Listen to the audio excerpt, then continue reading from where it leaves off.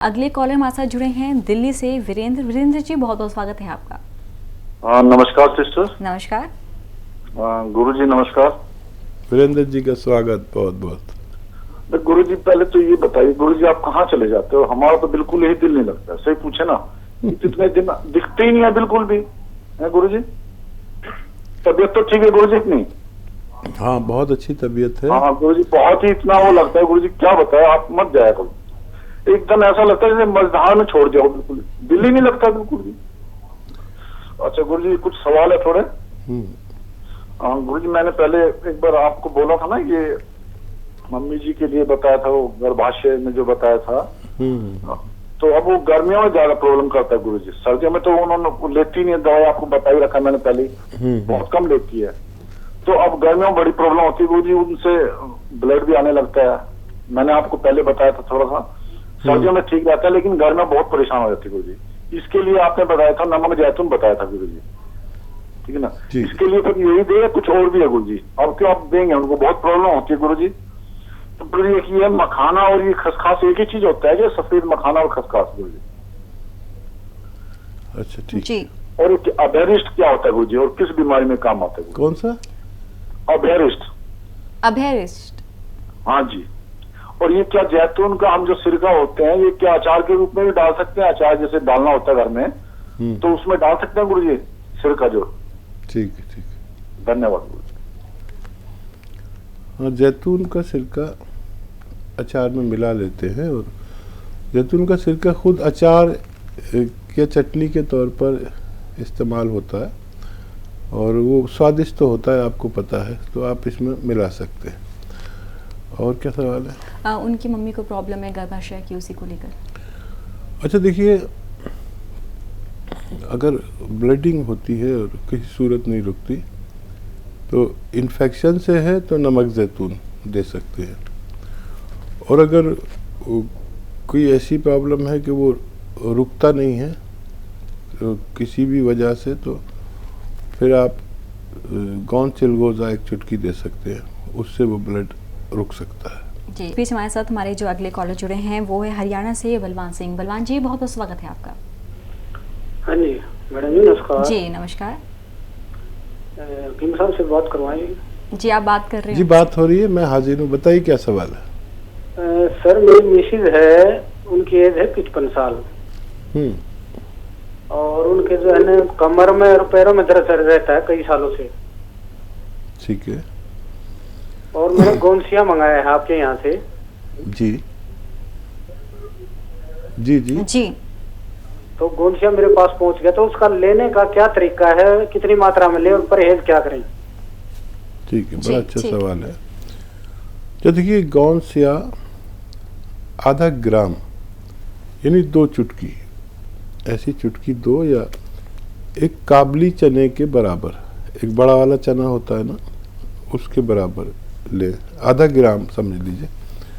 नाश्ते के बाद पानी या दूध से लें, और फिर रात को खाने के बाद पानी या दूध से लें। परहेज ये है कि सब कुछ खा सकते हैं, लेकिन झाड़ू पोछा ना करें, और ऐसा जो कुर्सी वाला शौचालय होता है, वेस्टर्न टॉयलेट, उसका प्रयोग कराएं जब तक उनका इलाज चल रहा है। झाड़ू पोछा भी ना करें और वेस्टर्न टॉयलेट इस्तेमाल करें। खाने पीने का कोई परहेज नहीं है। वज़न नहीं उठाएं तो बहुत फ़ायदा मुमकिन है। चलते हैं हमारे अगले कॉलर की तरफ, जो जुड़े हैं हमारे साथ बाबू। बहुत बहुत स्वागत है आपका। हाँ जी नमस्कार। जी नमस्कार। हाँ जी, हमारा एक सवाल था जी। कि हमारी कूल्हे में दर्द रहता है पिछले हिस्से में, जी। और हमारी तले पूरी टांग में रहता है, बाईं टांग में। तो इसके लिए दवाई पूछ रहे थे कि क्या करना है, क्या दवा है या नहीं? जी, आपके बाई टांग में क्या रहता है? दर्द रहता है, दर्द, ठीक कूल्हे है। से लेके और नीचे पैर तक। ठीक है। आपकी उम्र? उम्र है लगभग 55। ठीक है। अच्छा देखिए, एक तो वज़न बिल्कुल ना उठाएं, ये 2 बातों का ख्याल रखें खास। वज़न बिल्कुल नहीं उठाएं और वेस्टर्न टॉयलेट, ये कुर्सी वाला शौचालय यूज़ करें। ये 2 बातें बहुत ज़रूरी है और इसकी दवा हो सकती है, लेकिन इन 2 बातों का ख्याल रखना बहुत ज़रूरी है। ये एक आता है काला गोंद, इसे गोंद स्याह भी कहते हैं, और ये नकली बहुत मिलता है, आपको असली लेना है। ये 15-16 रुपए में 1 ग्राम आता है। ये 1 ग्राम के दो हिस्से करिए। आधा ग्राम सुबह नाश्ते के बाद पानी या दूध से ले लीजिए और आधा ग्राम रात को खाने के बाद पानी या दूध से ले लिया करिए। लगातार अब 2-3 महीने अगर आप इसे इस्तेमाल करते हैं और हिदायत पर भी अमल करते हैं तो आपका ठीक होना मुमकिन है। इस बीच हमारे साथ हमारे अगले कॉलर जुड़ गए हैं पठानकोट से सुषमा। सुषमा जी, बहुत बहुत स्वागत है आपका। नमस्कार मैम। नमस्कार सर। जी नमस्कार। सर मेरे 2-3 सवाल हैं। जी सर मेरा एक बेटा है, उसकी है ना एडी के ऊपर थोड़ा सा जो ये एंकल होता है उससे एक थोड़ी सी गांठ है, और उसके लिए हमने उसका वो अल्ट्रासाउंड भी करवाए, MRI भी करवाई। वो हड्डी के साथ नहीं है, वो ऊपर वाली स्किन में है, और वो डॉक्टर ने उसका थेरेपी भी की पर वो उसको ठीक नहीं हुई। एक ये है, और दूसरा मेरी बहन है, वो उसको टाइफाइड रहता है। वो पहले 7-8 साल पहले उसको टाइफाइड हुआ था और वो 4-5 महीने बड़ी बीमार रही थी। उसके बाद वो अब ठीक है, पर अब उसको क्या होता है, साल 6 महीने के बीच उसको टाइफाइड हो जाता है दोबारा। पर जब मतलब उसको बुखार नहीं होता, अब बुखार नहीं होता, सिर्फ उसके क्या होता है, हड्डियों में दर्द होती है। जब वो टेस्ट करवाते हैं तो उसको टाइफाइड आता है। तो उसको पेट के लिए हम वो आपके वो 6 जो पाउडर है, वो 6 चीज़ों का पाउडर बना के और जैतून नमक वो भी दे रहे हैं उसको। तो तीसरा ये है कि जो मैं तो आपका शाह गोंद वो खा ही रही हूँ, मुझे तो उसके साथ काफ़ी फर्क था। अब मैंने दूसरी बार फिर मंगवा लिया, वो खा रही हूँ और बच्चों को भी वो दे रही हूँ गोंद मरिंगा। तो सर वो अब मेरी क्या है कि जो मेरी जीभ बिल्कुल वाइट है। माफ कीजिए, जीभ जो है मेरी वो वाइट है, मतलब पिंक कलर में जीभ नहीं है मेरी। और जैसे काफी उसमें जैसे मैं कोई बात करती हूँ तो लार वो बाहर टपकती है। ठीक है, ठीक है। हाँ जी है सर।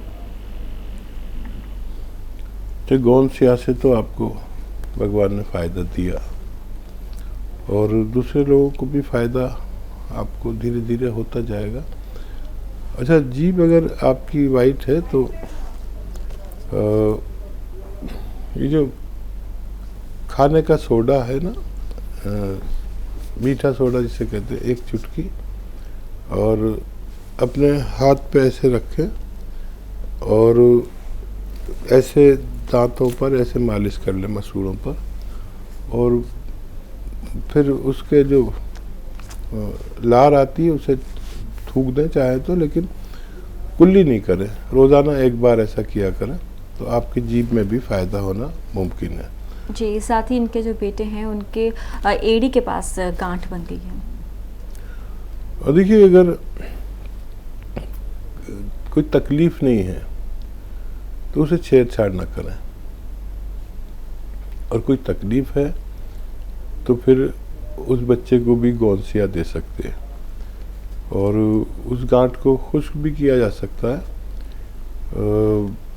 गोंद चिलगोज़ा 1 चुटकी रोज़ाना देकर।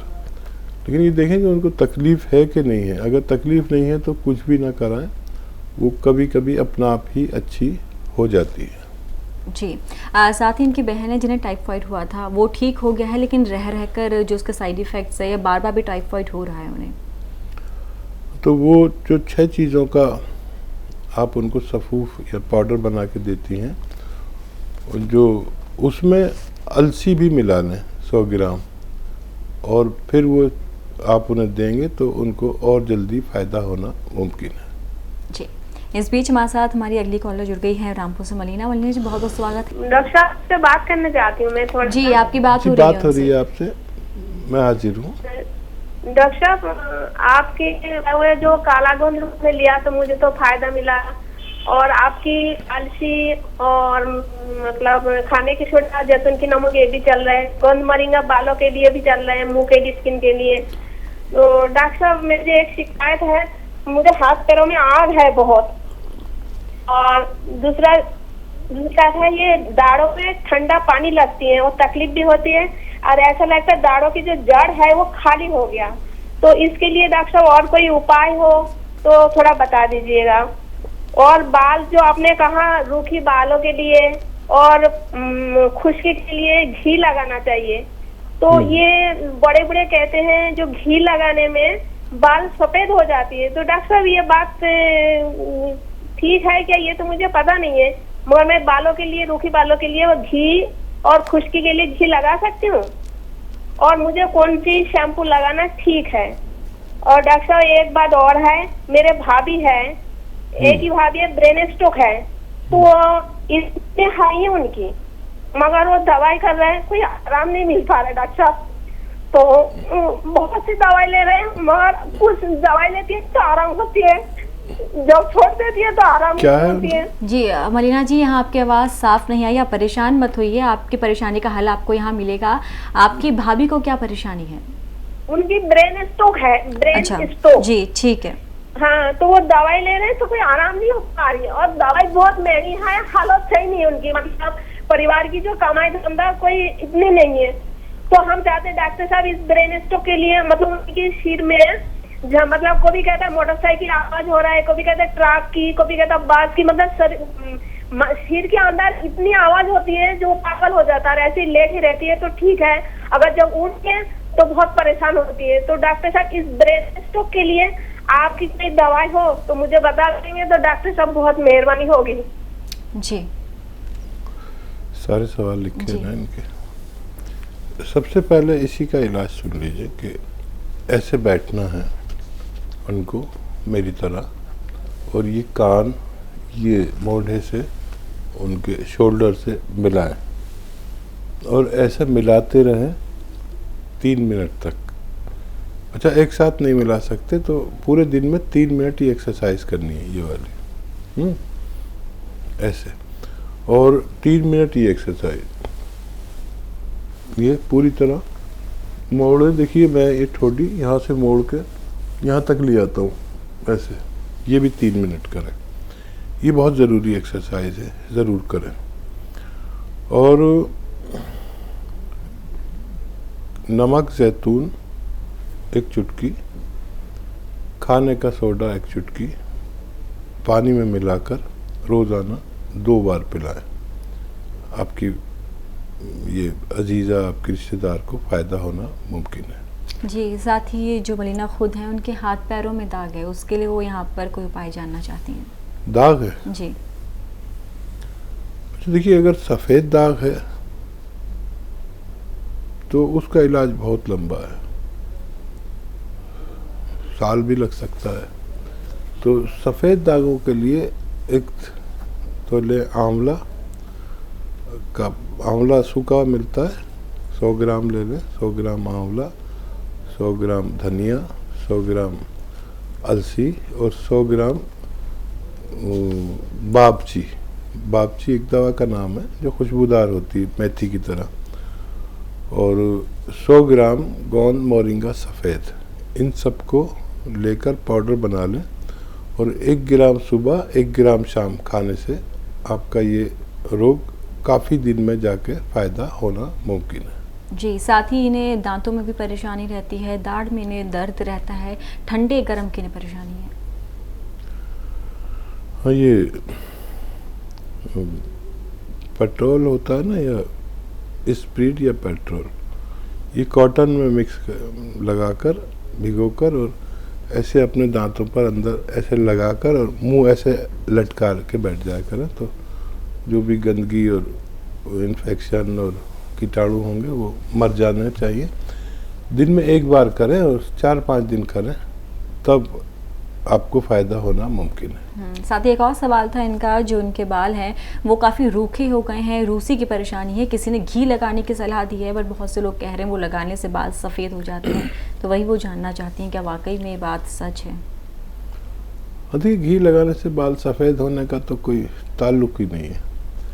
अब लगाने से अगर बाल सफ़ेद हो जाए तो खाने से क्या हाल होगा? तो घी तो अच्छी चीज़ है, और इसे आप लगा सकते हैं रूसी के लिए। ये फ़ौरन फ़ायदा करता है। जैसे आज आपने लगाया तो अगले दिन आपको आधा फ़ायदा हो जाता है। तो ये घी लगा सकते हैं, बाल इससे सफ़ेद नहीं होते। हाँ, आपके अगर डाई लगी होगी और आप घी या तेल लगाएंगे तो डाई छूट जाएगी, तो वो तो बाल सफ़ेद नज़र आ जाएंगे। लेकिन अगर आपके बाल ठीक हैं तो आप इसको ये घी लगा सकते हैं। साथ ही ये शैम्पू के बारे में भी जानना चाहते हैं, किस तरह का शैम्पू इन्हें इस्तेमाल करना चाहिए? देखिए, शैम्पू सबसे ज़्यादा नुकसान देते हैं। अगर केमिकल, और केमिकल्स में भी जो कपड़े धोने का सोडा मिला होता है उसमें, कास्टिक जो मिली होती है वो ख़तरनाक है। जो कास्टिक डिटर्जेंट केक में होती है कपड़े धोने के, वही डाल देते हैं उसमें। तो सादा साबुन से आप इस्तेमाल करें, सादा साबुन, मामूली साबुन इस्तेमाल करें। कुछ दिन आप देखेंगे कि आपके बाल खूब अच्छे हो सकते हैं।